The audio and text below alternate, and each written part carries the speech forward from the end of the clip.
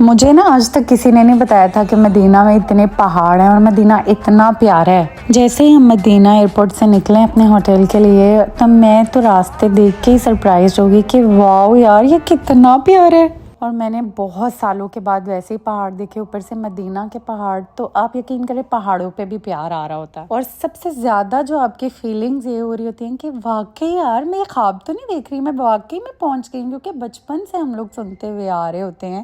اور مجھے کافی سال ہو گئے، اب 10 سے 12 سال سے مطلب مجھے اتنا شوق تھا جانے کا، اور میں اپنی خوشی نا لفظوں میں نہیں بیان کر سکتی کہ میں کس قدر خوش تھی کہ میں فائنلی مسجد نبوی جا رہی ہوں۔ بچپن سے اب تک بس مسجد نبوی کے قصے سنے ہوئے تھے، لیکن مدینہ تو دیکھ کے نا مزہ ہی آ گیا۔ مدینہ ایئرپورٹ سے ہمارے ہوٹل کا جو راستہ تھا نا وہ میکسیمم 20 منٹس کا تھا، 20 منٹس پہ ہم پہنچ کے اور پتہ بھی نہیں چلا۔ اور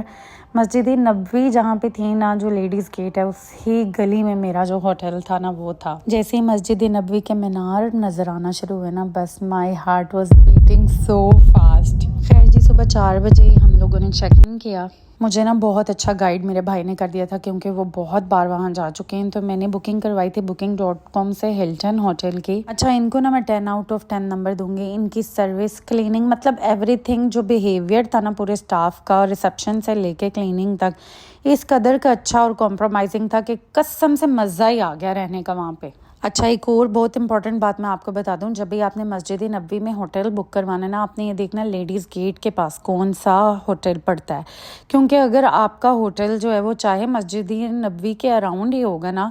لیکن مردوں کے گیٹ آلموسٹ ہر جگہ پہ ہیں، بٹ عورتوں کے گیٹ جو ہے نا اگر وہ آپ کے ہوٹل سے دور ہوتے ہیں تو 20 سے 25 منٹ کی واک کرنی پڑتی ہے، جو آپ کو کافی تھکا دیتی ہے، اور بار بار نماز نہیں پڑھنے جایا جاتا۔ اس سے فائدہ یہ ہوتا ہے کہ ہمارا تو ہوٹل بالکل اس گلی میں تھا، لیڈیز گیٹ بالکل سامنے تھا، تو فائدہ یہ ہوتا ہے کہ میکسیمم نمازیں آپ مسجد نبوی کے اندر پڑھ پاتے ہیں۔ اور مسجد نبوی میں بھی یہ ایک رول دیکھا میں نے، جب اذان ہوتی ہے نا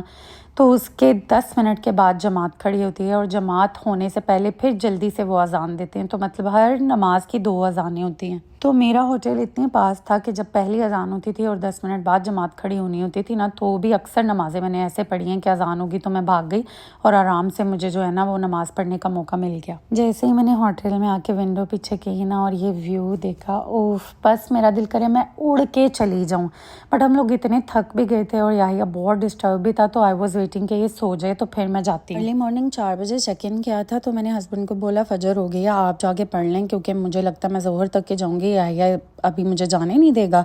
تو وہ چلے گئے تھے، وہ آئے تو پھر ہم لوگ بریک فاسٹ کرنے چلے گئے۔ 6 بجے بریک فاسٹ اسٹارٹ ہوتا ہے، لیکن میں آپ کو یہاں پہ ضرور بتاؤں گی ان کا بریک فاسٹ اتنا اچھا ہے۔ لسٹ ان کی اتنی لمبی ہے کہ وہ میں بتا نہیں سکتی، لیکن اگر آپ یہاں پہ جائیں نا تو آپ نے ان کی زیرے والی چیز ضرور کھانی ہے، اور ان کا ہمس ٹرائی کرنا ہے، بینگن والا۔ بینگن کو انہوں نے میش کر کے نا تو وہ ہمس کے اندر مکس کیا تھا، وہ ایک بہت ہی کمال کا اور ڈفرینٹ ٹیسٹ تھا۔ سوتے سوتے ہم لوگوں کو 9 بج کے، بس 12 بجے میں اٹھی ہوں، اور میں نے کہا چلو جی چلتے ہیں مسجد نبوی۔ یہ تھی مسجد نبوی میں میری پہلی انٹری، ہو بس میں آپ کو کیا بتاؤں اپنے دل کے حالات۔ میں نا نعتوں کی بہت شوقین ہوں، بس میرے منہ پہ نعتوں کے کلام آتے جا رہے تھے، اور سمجھ لگ رہی تھی کہ کیسے یہ جو نعتیں لکھتے ہیں وہ کس محبت سے، کس انداز میں یہ اپنی فیلنگز بیان کرتے ہیں، اور بس میری جو فیلنگز تھی اس طرح کے نعتیں میں پڑھتی جا رہی تھی، اور مسجد نبوی کو گھومتی جا رہی تھی، ایکسپلور کرتی جا رہی تھی۔ میں نے ماشاءاللہ سے ظہر کی نماز پڑھی، شکرانے کے 2 نفل ادا کیے، اور اس کے بعد میں نے مسجد کو پورا ایکسپلور کیا۔ مجھے اتنا مزہ آیا، جانے سے نا 10-15 دن پہلے ہی میں نے ریسرچز شروع کر دی تھی، جس سے مجھے یہ پتہ چلا کہ مسجد نبوی کے آداب یہ ہے کہ جیسے ہی آپ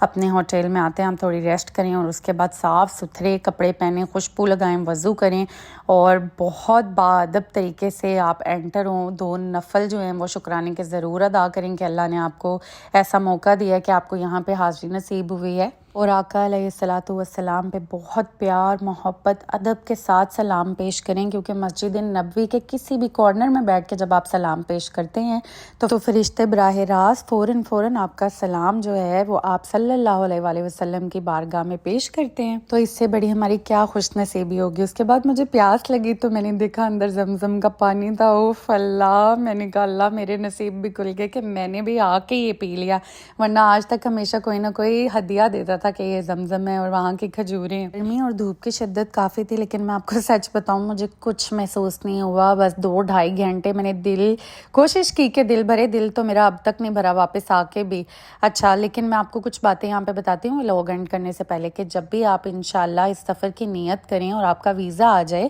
کوشش کریں اس سے پہلے یا پھر جیسے آپ کو پتہ چلے کہ آپ مدینہ جا رہے ہیں، مکہ جا رہے ہیں، تو آپ درود شریف کثرت سے پڑھنا شروع کر دیں، اس نیت سے کہ اللہ تعالیٰ میں جا رہی ہوں آپ کے نبی کے گھر اور یہ میں تحفہ لے کے جا رہی ہوں آپ صلی اللہ علیہ وآلہ وسلم کے لیے. پھر جیسے ہی آپ مدینے میں پہلی حاضری دیں گی، 2 نفل ادا کریں گی اور آقا علیہ الصلوۃ والسلام کی خدمت میں سلام پیش کریں گی، تو آپ نے دعا کرنی ہے کہ اللہ تعالیٰ جتنا بھی درود و سلام میں پڑھتے ہوئے آئی ہوں یہ آپ اپنی بارگاہ الہی میں قبول کریں اور آپ صلی اللہ علیہ وسلم تک پہنچا دیں. کیونکہ دنیاوی معاملات میں بھی ایسے ہی کہ ہم جب بھی اپنے کسی پیارے سے ملنے جاتے ہیں تو ان کے لیے کچھ ہدیہ لے جاتے ہیں، تحفہ لے جاتے ہیں. تو آپ صلی اللہ علیہ وآلہ وسلم کے لیے تحفے کے طور پہ ہم درود و سلام لے کے جاتے ہیں. لیکن میں آپ کو ایک بات بتاؤں،